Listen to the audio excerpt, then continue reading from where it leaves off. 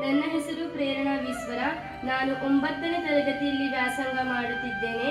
ಇಂದಿನ ಶ್ಲೋಕ: ಆಂಗಿಕಂ ಭುವನಂ ಯಸ್ಯ ವಾಚಿಕಂ ಸರ್ವವಾಗ್ಮಯಂ ಆಹಾರ್ಯಂ ಚಂದ್ರತಾರಾದಿ ತನ್ನಮಃ ಸಾತ್ವಿಕಂ ಶಿವಂ.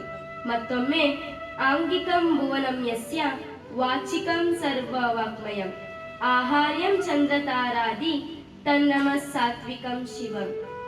ಈ ನಾಂದಿ ಶ್ಲೋಕದಲ್ಲಿ ರಂಗ ಶಿವನ ಬಗ್ಗೆ ಅದ್ಭುತವಾಗಿ ನಿರೂಪಿಸಲಾಗಿದೆ. ಇದರ ಅರ್ಥ: ಆಂಗಿಕಂ ಭುವನಂ ಯಸ್ಯ, ಇಡೀ ಪ್ರಪಂಚದ ಭಾವನಡೆಗಳನ್ನೆಲ್ಲ ತನ್ನ ಆಂಗಿಕ ಅಭಿನಯದಲ್ಲಿ ಜೀರ್ಣಿಸಿಕೊಂಡಿದ್ದಾನೆ.